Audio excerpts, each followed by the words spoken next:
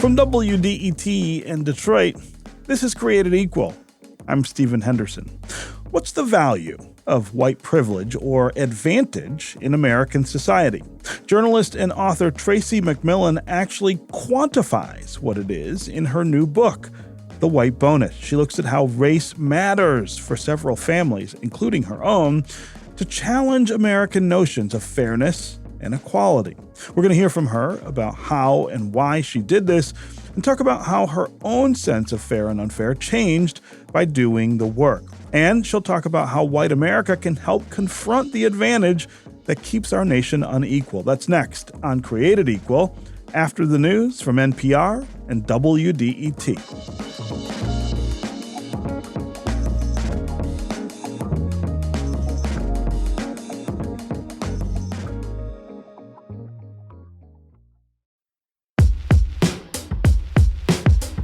This nation was founded on the principle that all men are created equal. We hold these truths to be self-evident. That all men are created equal. I'll tell you what freedom is to me. No fear. I mean, really, no fear. Created equal.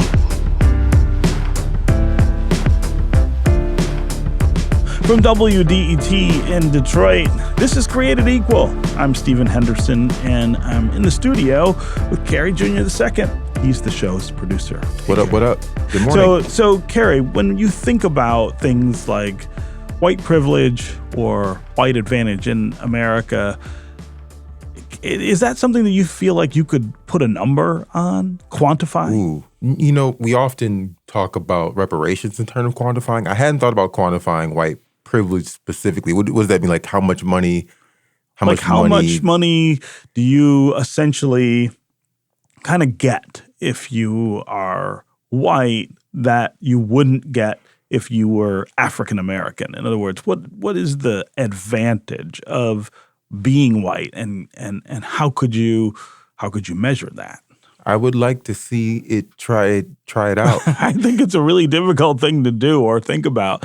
But Tracie McMillan, who's a journalist and an author, has a new book called The White Bonus, which does exactly that. It puts a dollar amount on the value of white privilege in her own life, and she looks at several other people as well. It's really an interesting way of trying to draw attention to inequality, racial inequality in America. But I feel like if people don't actually tangibly know the dollars that they have received, I don't know how much that resonates.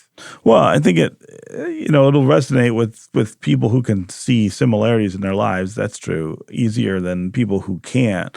I think more broadly, what she's saying is that the things, for instance, in her background that led to this kind of privilege weren't just about inheritance. So,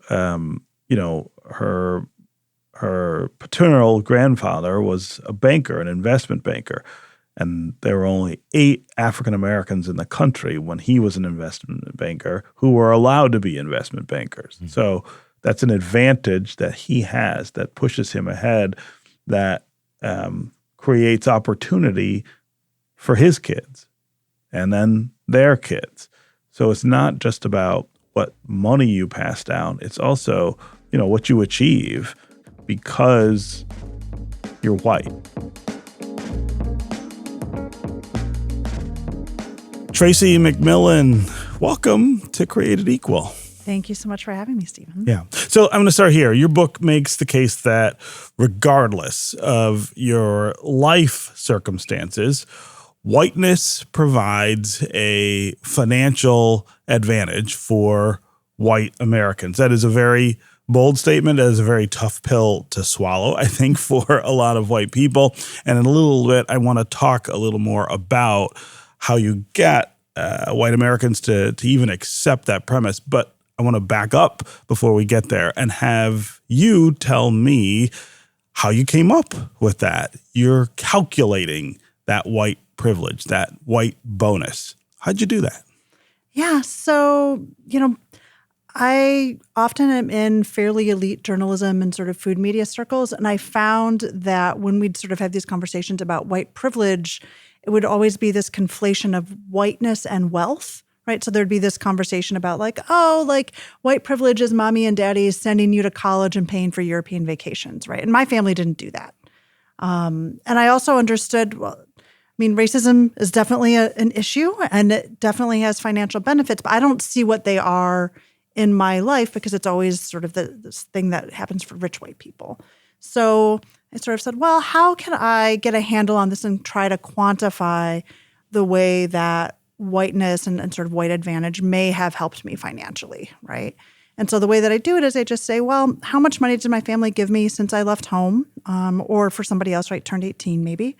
And then go back through history and sort of say, well, how likely is it that my family would have had that money to give me if we weren't white, right? So this is not social science. This is a rough back of the envelope calculation. And there may be some white people for whom, they sort of go through that and they say, well, there isn't really any evidence. But I think overall, and certainly for anyone in the middle class or above, you're generally speaking going to find some root of white advantage that sort of trickles down eventually. Okay, and let's talk about what those advantages are. What in your case, for instance, what were the things you could put your finger on that your family benefited from because they were white? Yeah. So on my mother's side, which is blue collar, right, Ford factory workers and the like, that's definitely GI Bill, mortgage discrimination. My grandparents left Pontiac as the schools were integrating and they went out to Orchard Lake, right? So the story in my family is, we were the first subdivision built out here, right? Which we never talked in my family as being about race, but seems very clearly to have been partly about race. My grandparents got a mortgage from a company that was later sued for mortgage discrimination. I mean, in the same era, right? So unlikely that they would have gotten the mortgage for that sort of suburban house if they had not been white, right? So you sort of have that stuff on that side. Also union membership. And my grandfather, there was a millwright, also like a very segregated position within sort of factories, things like that. And then when you go to my dad's side, and this is what really trickles down to me directly, right, is my father's father was a banker in Ann Arbor. So he grew up in Sault Ste. Marie, right, small town guy, came down to Detroit in the late 20s, 1930. At the time, there were 250,000 bankers across the U.S. Only 80 of them were black, right? So highly unlikely my grandfather would have had that job unless he was white. And then he also had a racial covenant on his home, right? So all the path to my grandfather creating wealth, which he then passes on to my parents and to me, right, which is what gets me into college, which is what gets me to be able to have a career as a writer, all of that all goes traced back, right, to my grandfather being a white banker. Yeah. So you mentioned the GI Bill, and this is something that I actually end up talking about quite a bit because my father was an Air Force, was in the Air Force during the Korean War. And so he was eligible for the GI Bill, but he was from Natchez, Mississippi, and that's where he went home to after the war.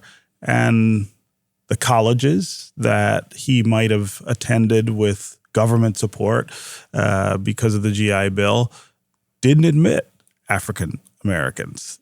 The neighborhoods where he might have bought a house with support, mortgage support from the government through the GI Bill, didn't sell homes to African Americans. And so this monumental program that pushes so many families forward. I mean, you hear these stories from people about, boy, the GI Bill really made a difference for my family in the 50s. Wasn't available to my dad. And when I tell people that, I think it kind of is the beginning of the recognition of how different our histories are, how divergent the paths were for white and black Americans who did the same things and in many cases lived in the same communities. Yeah, I mean, I think, one of the interesting things about the GI Bill is it was written as if it was colorblind. Yes, because right? it was, that's right. Right. So when you go through the historic record, everything, it looks like it's for everybody, but it was very well understood by the folks who were creating those programs that it was going to be administered in line with racial hierarchies that were in place, particularly in the South where most black people at the time lived, right? So you have statistics like, I think, in 1 year, 20,000 black GIs were turned away from schools in the South because there weren't sufficient space There weren't sufficient spaces in classes to give them education, right? And so you have all of that where you're saying, well, this is a colorblind program, but we're layering it on top of a segregated system, right? And so therefore the outcome becomes segregated. And the people who were designing it knew that. And I think for me, something that has become really important as I've worked on talking about the white bonus is that when we keep that segregated reality hidden, right, it then means that many white people just don't really understand that we were given stuff for being white, right? Like I, Tracie, have not been given like a check that says, "Dear Tracie, you are white, here's $500, right?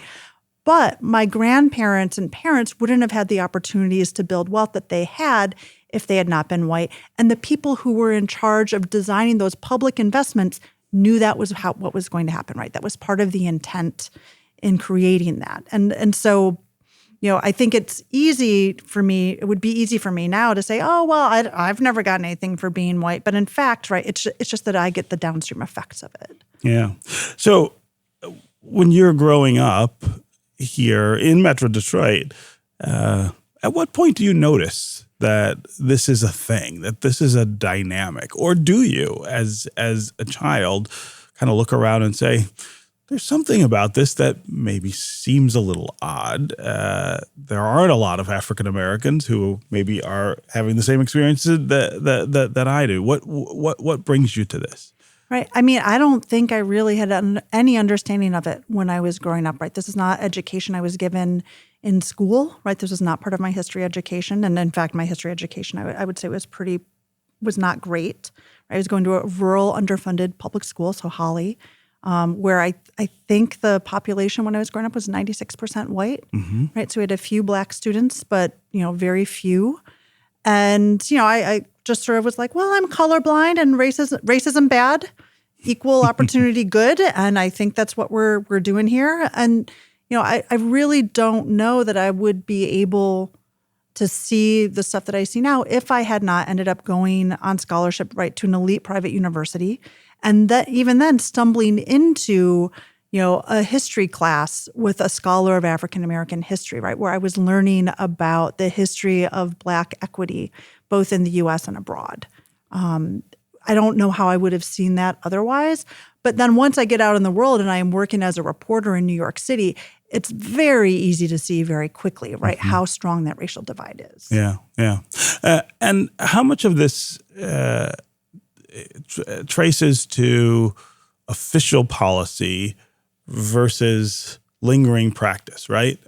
In many conversations I have about race, the thing that comes up is people say, yeah, those things happened for a period of time and then they stopped, right? We passed all of these laws and the civil rights movement happened and we moved past this sort of de jure form of discrimination that produced all of these imbalances for such a long time.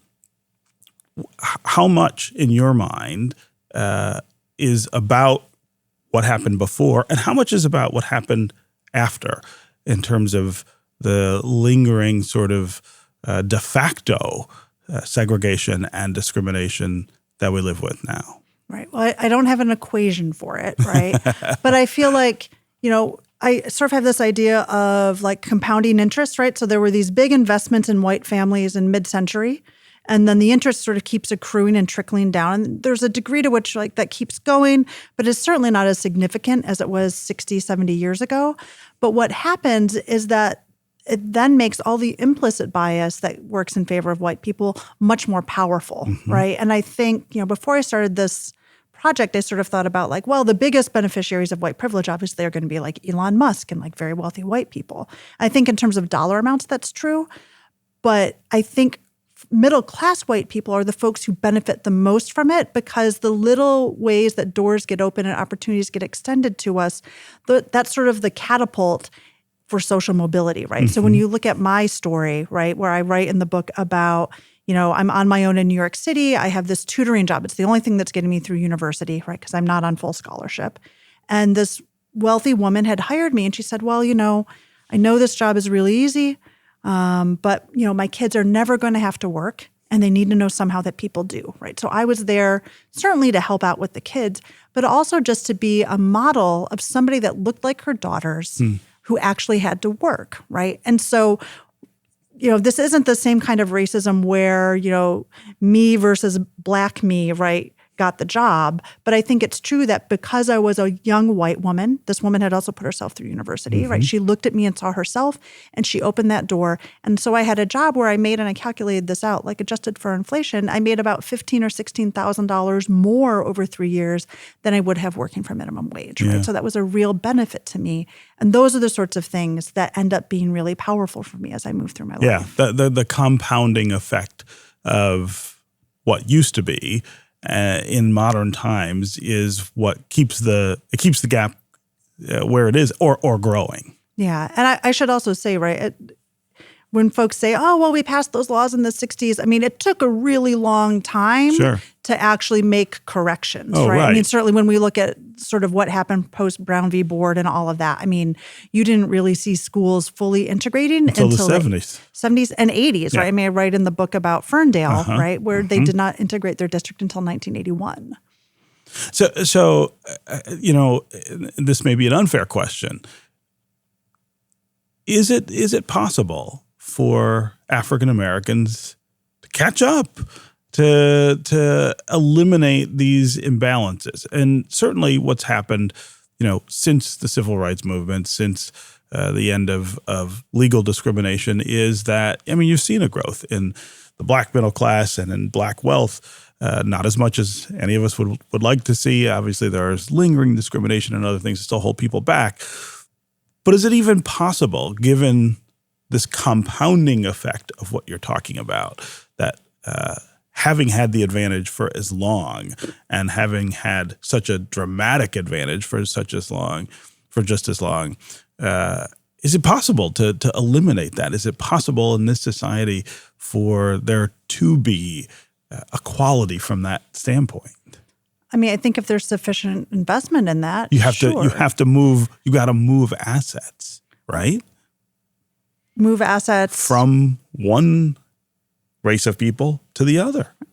Well, I don't think anybody's talking about, I'm certainly not talking about like going into white people's bank accounts, right? And moving stuff. But I do think you can see targeted government investment, right, aimed at, Derek Hamilton does really interesting work around this, right? He's a reparations economist, but certainly understands like the best thing probably for everybody, right, is just to lift up the bottom and make sure that those investments are accruing equitably across. And in that way, you're going to see a big closing of that gap.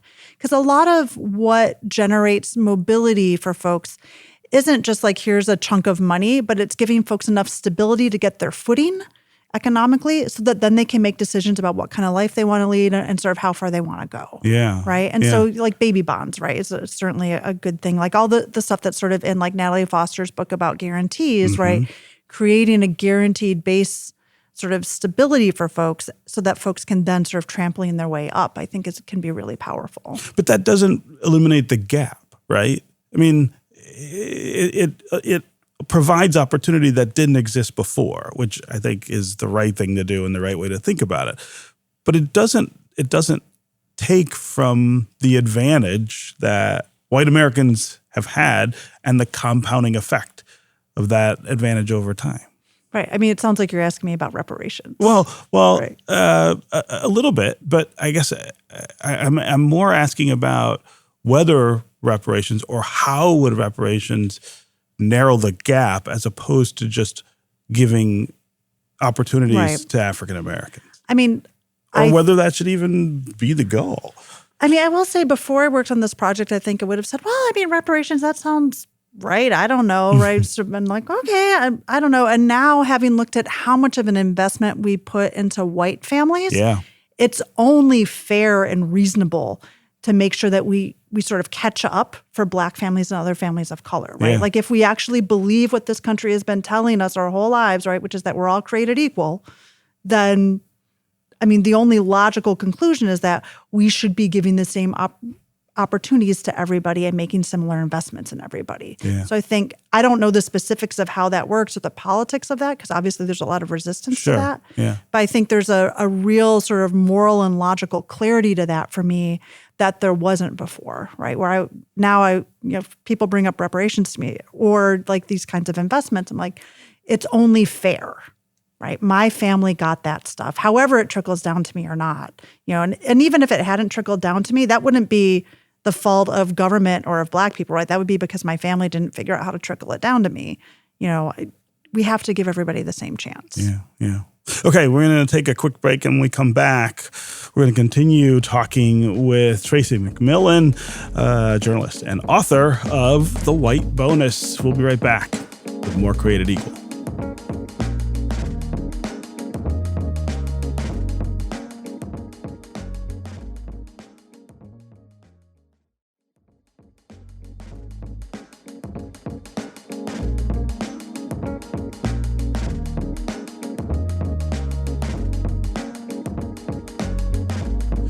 You're listening to Created Equal from WDET in Detroit. I'm Stephen Henderson, and I'm really glad you're with us. We're talking with Tracie McMillan. She is a journalist and author of a new book called The White Bonus, which takes a look at the advantages that white privilege extends to white Americans and attempts to quantify those advantages. How much is white privilege worth in American society?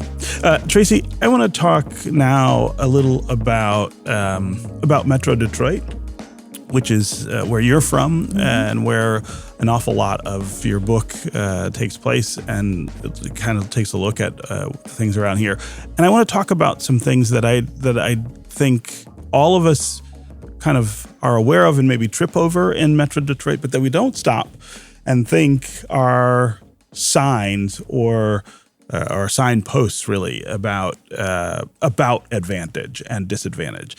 And I want to talk first about schools, the number of school districts that we have here in the state of Michigan, and kind of why they were created and how they were created to give advantage to white students in many cases, and or to get them away from Black students. That's a very important history in our community. Yeah, it really is. For me, that's not something I grew up understanding anything about. So, when I was a baby, my parents brought me home to a house in Oak Park. And then when I was 4.5, we moved to Holly. And the story I grew up with was always like, oh, well, we had to move because of the schools. Mm-hmm. And also we wanted a bigger house, but like the schools. And I remember as a teenager talking with my dad and him saying something about like, well, if we'd stayed in Oak Park, we would have had to pay for private school. So it just made more sense for us to move out to Holly. Right, which I always sort of took as a piece and sort of went forward with my life. And then I'm sort of reporting this book. And I said, okay, well, I should probably just go look at what the schools were like in Holly and Oak Park. And then I figure out that the house that we were in Oak Park was far on the east side, enough that we were actually zoned into Ferndale schools, right? And so I uncovered this history that I had never heard about at all before, right? Which was that Ferndale Schools was the first northern school district sued by the federal government for operating a segregated district, right? So there's actually wonderful archives in Lansing of this case. And so I was able to sort of reconstruct that. And so there's a 13-year battle, right, over integrating this district. So the district is sort of resisting with every tool legally that they use in the South. Very much. I mean, in fact, like on my website, I have like the documents showing, right, what that parallel is. And, we get to 1981.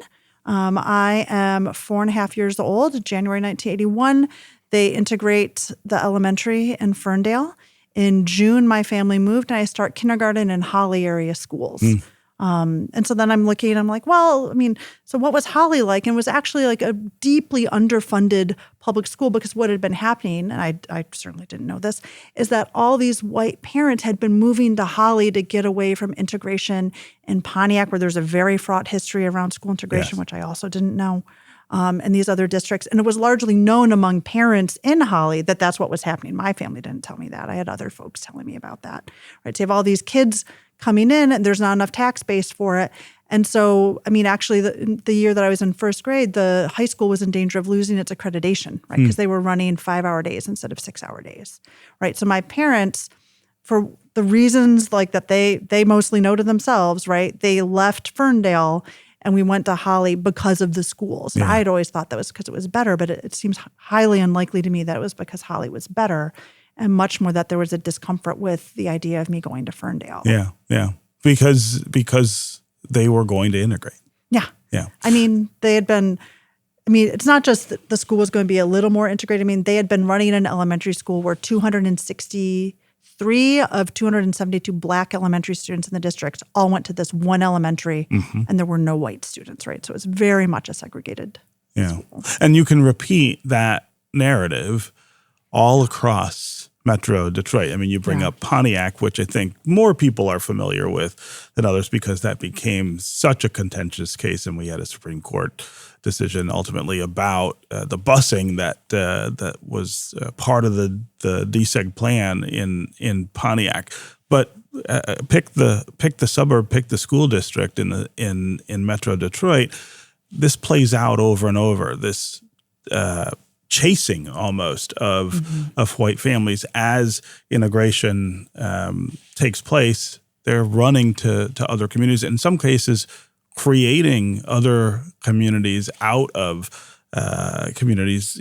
Carving out spaces for themselves to get away from Black families and Black students. Yeah, I think for me, digging into this history, it was just really shocking to me how resistant white parents seem to have been to this idea of just sharing, right? Like, because it wasn't like you weren't going to have a school for your kid. You just didn't want to share the school resources with Black families, right? And that was also something I think white folks get raised sort of hearing, or certainly in my generation, that there was hatred, people didn't want to share schools, but it was actually often about resources, right? And white folks now will sort of lean into sort of the kumbaya thing about let's all get along. But for Black families, it was very clear that the reason they wanted integration was not like some great yearning desire for unity or to be close to white people, right?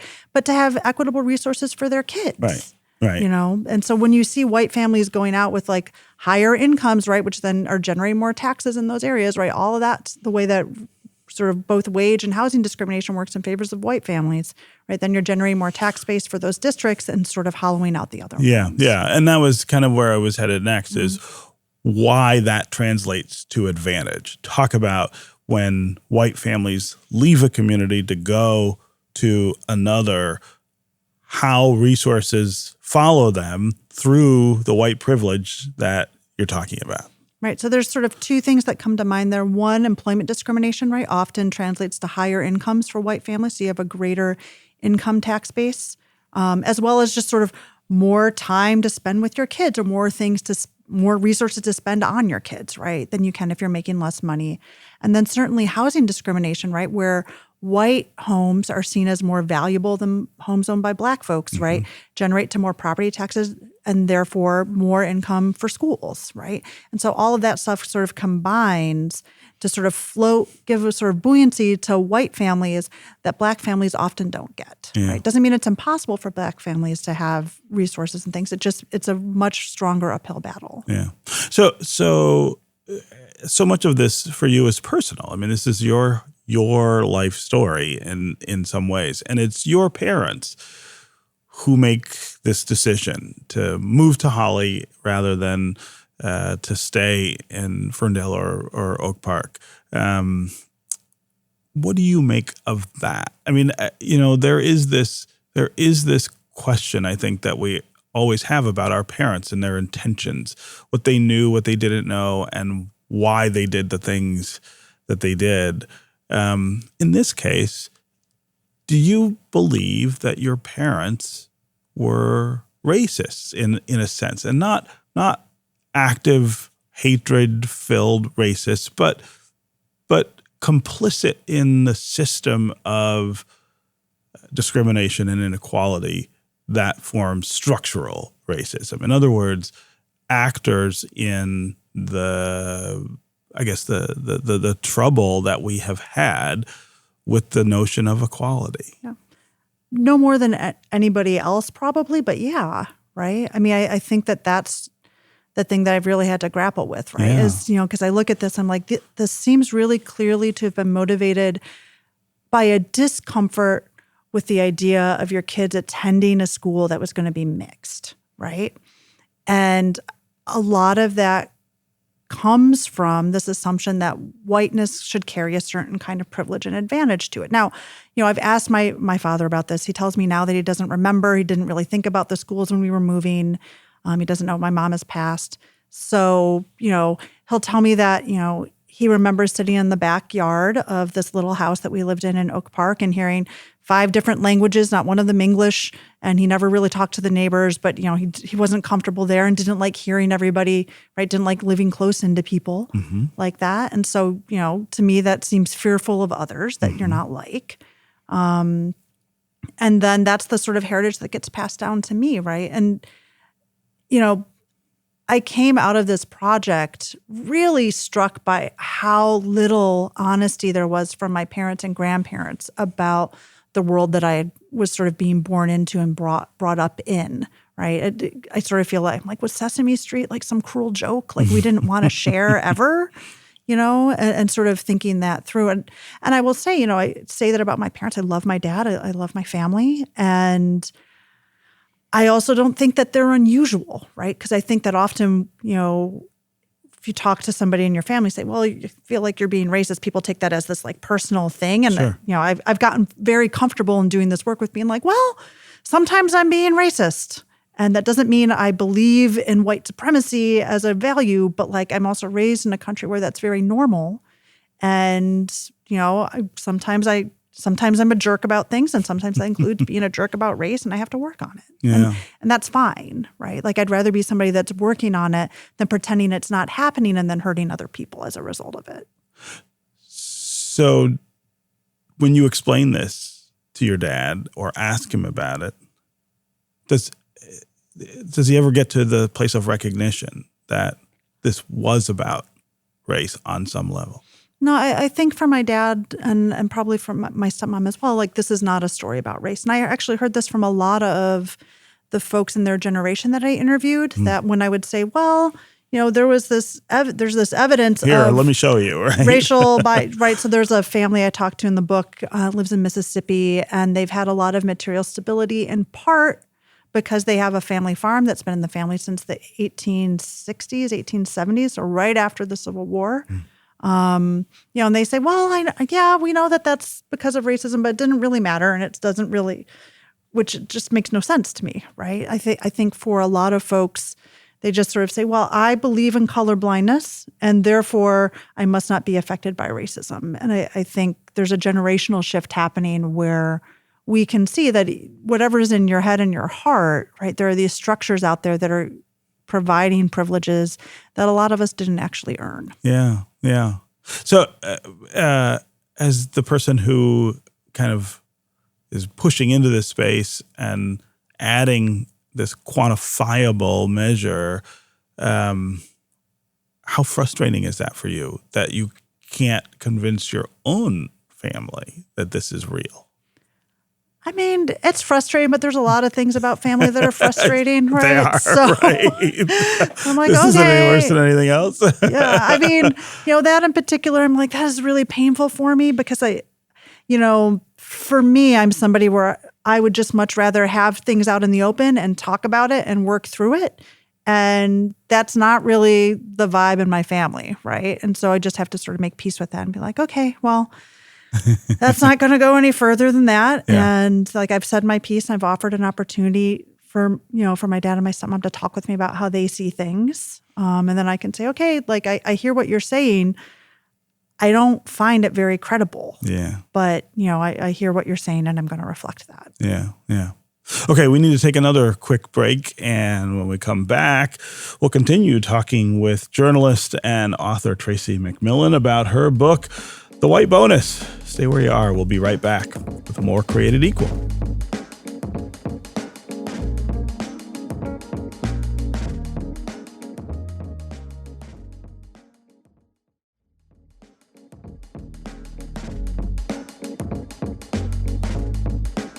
Welcome back to Created Equal from WDET in Detroit. I'm Stephen Henderson, and I'm glad you're with us.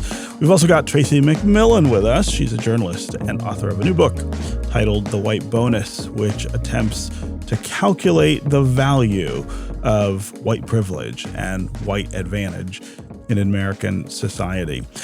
So, Tracie, I want to talk about the language here. You talk about a white bonus in the book.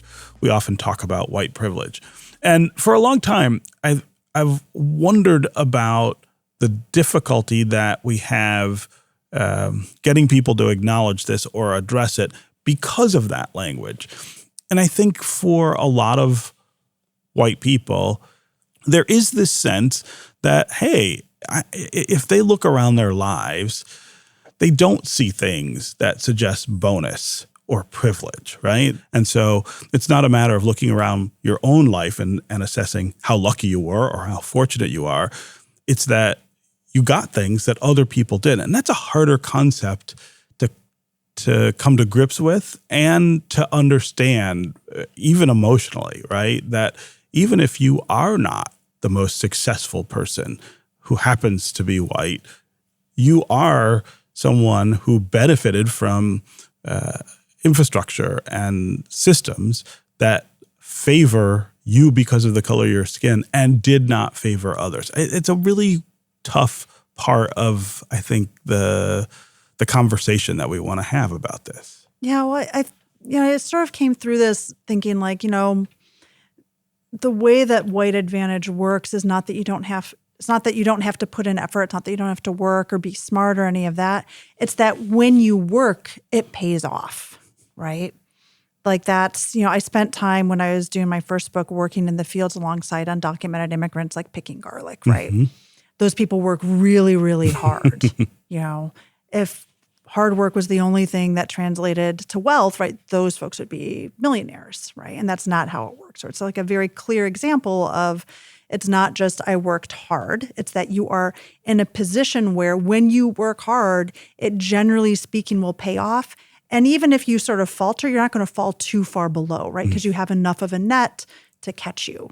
So I think that's a big part of it. And for me, right, the idea of this white bonus was in some ways trying to stop pretending that white experience is neutral and normal. Like I think in the U.S. we often talk about, white people are just, we don't even talk about being white. And we say, what white people have, that's just what government's supposed to give you. And I think that that's true in the abstract, but in practice, right, we haven't given it to everybody. And the idea of the white bonus is almost like being like, well, if you were taking the position of sort of like a Black person or person of color, if that was the norm, what does white experience look like, right? And it looks like we get a bonus. Like the privilege stuff for me is hard because it's so abstract and easy to shift around. So the idea of a bonus and measurement is just to sort of be like, well, let's get our hands around a number and then we can talk about how big and why it's there as opposed to whether it exists at all. So you see the even the use of the word bonus here and the quantification as distinct from the idea of privilege. It's sort More of a specific. subset. Yeah. It's what they're related for sure, but like the idea of a white bonus is to just be like, let's take away your feelings, let's take away intent, let's just look at, did you get any money? Probably because you're white, right? Let's just have like a very neutral assessment based on history and statistics and social science about how likely it is you would have had the same experience if you weren't white. And most of the things that I looked into, not everything, but most of the things I looked into, there's always a very clear corollary between advantage and whiteness. Yeah. So how do you convince other white people to take this seriously, to look at it and say, hold on, okay, I can understand that. This is a number that you're putting on the advantages that I've had, rather than saying, well, how do I know that race accounted for those advantages? How do I know that that this is about institutional racism? I mean, I feel like that's always really difficult when you have these conversations. Well, I don't know that this book is going to be like an easy sell for everybody, right? For me, it was important to frame it out because it's so often ignored. And it was really transformational for me as somebody who, I've worked since I was 14. I was on my own during college. I've gone through bouts of pretty deep poverty and malnourishment and things like that. So I understand what it's like not to have material resources. And yet, when I started looking at what are the things that helped me get through, right? Often it was white advantage was opening a door for me, right? So it's that job that I had in college that not only was that particular job, right, but that family co-signed for my first apartment in Brooklyn. So I got an apartment that I probably wouldn't have gotten otherwise. Also was a more likely candidate for that apartment because it was an area for being sort of targeted for gentrification. And as like a white girl who didn't look like anybody in that neighborhood and who, probably would leave within a couple of years, right? Much better for the landlord to bring me in because they could jack up the regulated rent by having somebody who'd flip out really quickly, right? Wow. So all these ways that I did nothing whatsoever to sort of generate those opportunities. They were just given to me largely because of the color of my skin. Not only, right? I had to show up to my job and do a good job with that family. I had to be nice to their kids and all of that stuff. I had to pay my rent. But I was given these opportunities to survive because of advantages that came to me because of whiteness. And for me, that just really shifted my thinking a lot. I don't think every white person is going to come on board with me for this, but I think there are a lot of folks who are trying to understand how to navigate this space and this conversation when you're not somebody who's wealthy. Yeah. Right. And when you have really struggled, because we don't have good language for that for white folks. And for me, that I think, in terms of the white readers that I'm sort of targeting, right? It's more those folks, right? Yeah. People who are interested and open to this conversation and trying to understand their place. So what's the role that white people ought to be playing in all of this? Is it, in some cases, to push away the advantages, to say, this is an advantage I'm getting or got or am going to get because of the color of my skin. I'm not going to take it because it adds to the strength of the imbalance that the system has set up. I mean, is it that explicit that I'm trying to think if I have done that at all, right? I mean, I think people make their own decisions about that, right? Like that's a really personal decision. I'm not in a place to be like, you should, particularly given how competitive our economy is, right? Because I think one of the things that makes this so difficult is, increasingly you basically have to play the Hunger Games to get into the middle class. Right. And so if you're in the Hunger Games, I don't know that I'm going to be like, you should like ditch your advantage and be poor like that. I don't wish that on anybody. Right. But for me, one thing I can think of, is I used to serve on the journalism committee for the James Beard Awards and sort of help administer those prizes. And for restaurants, not for the journalism. Oh, for the journalism. For the journalism awards, right? And so, that's a coveted position within food media. It's very good for networking. And as I sort of got through that, I think you can stay on the committee for up to 9 years, right? And I got to like 6 or 7. I was like, I don't feel like I have that much value to add to this. This isn't necessary. Somebody who doesn't look like me probably should have this position, right? I will also say that is not my world. That is not sort of the space that I want to occupy. So there's a degree to which, I also wasn't finding deep value in it for myself. Right. But I was like, I don't need the free trips to New York so much. Like I can step aside and make space for somebody else here and think about that. Or, right, if you are in a position to help sort of shape things like in a community, on a board, things like that, to make fighting racism and racial equity part of what you're pushing forward in that position. Because one thing I did notice is that as a white woman on that board, the way that we were able to start tracking demographics of judges and sort of make little shifts towards racial equity was usually if I was the one making the point and then people of color would back me up on it, but weren't leading the charge, right? Because the thing of like a person of color coming out in an institution and being the voice forward, right, that can make them very vulnerable, right? And so if I'm the one that's sort of saying it and then I'm getting backup, right? And that's all stuff that happened organically, that was not planned. But I think a lot, about when I'm in a position to push for change, right, is it more important that I step back or move forward? And how to do that with intention and consideration, and always with the assumption that I am equal with the other people I'm working alongside. Because I think that for me is the thing, is because it's not just charity, right? Like fighting racism for me is not charity or altruism. And it's not even just self-interest, which is kind of where this book goes, right? Because I also talk about the ways that racism so eviscerates our safety net and impoverishes our democracy that it ends up hurting a lot of white people, right? But it's also liberation, right? Because to feel like I am equal with folks and I'm not trying to navigate constantly about being in a position of superiority or deferring to folks, right, because of the color of their skin, right? But just saying, look, we're equals and we're going to work together. And what can I do that's most effective in this institution, right? Figuring that stuff out. Yeah. So, I don't know that gets with what do I give up? Yeah, right?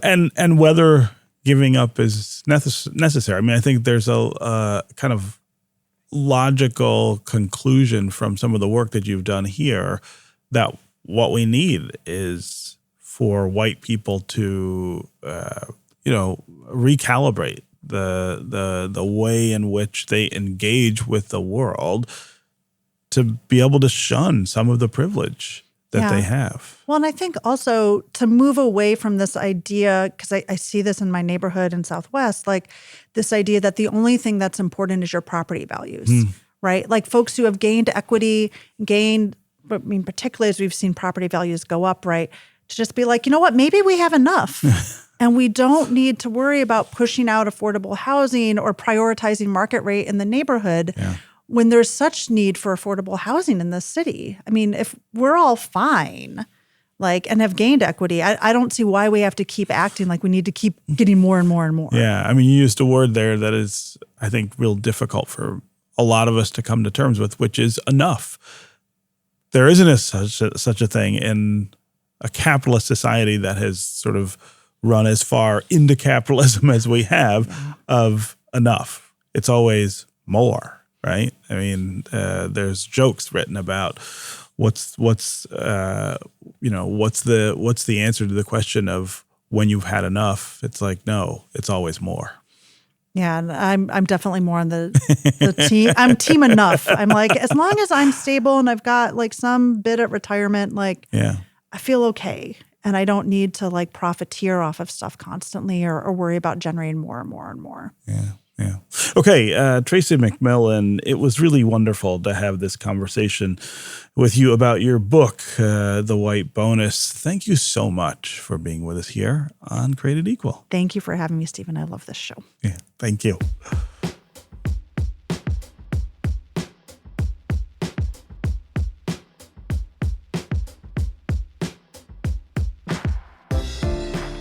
The quote that stood out to me when she said, the white bonus or white privilege is when you work hard, it actually pays off. Your hard work will pay off.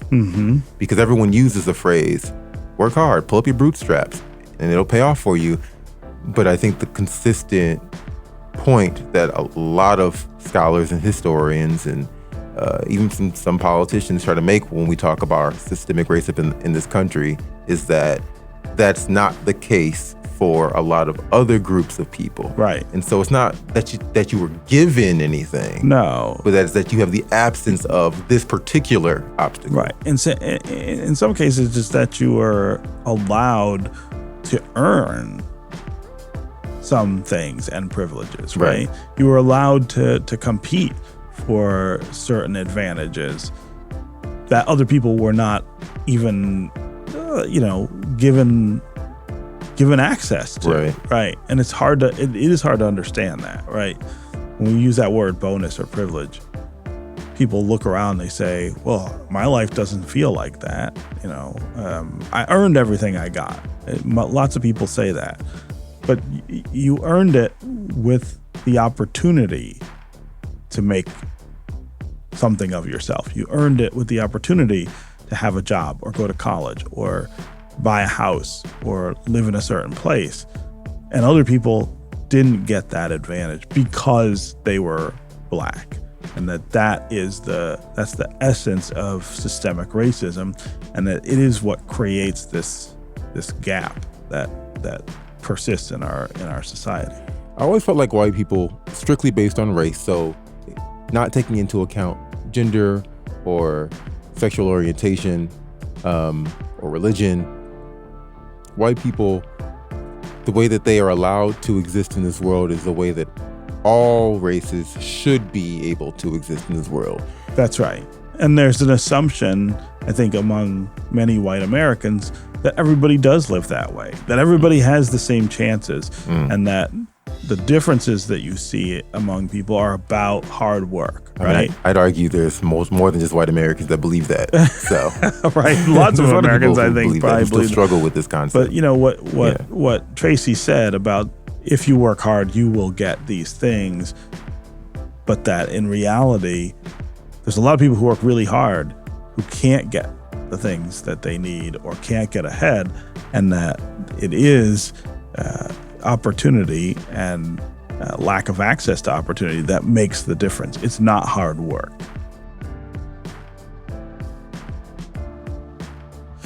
That's it for Created Equal. You can listen to recent episodes at wdet.org, and make sure to subscribe to our podcast, where you can leave us a rating or a review.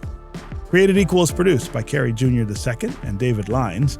The audio editing is by Connor Anderson, and the music is by Sam Bobian. Created Equal is a production of WDET, a listener-supported service of Wayne State University.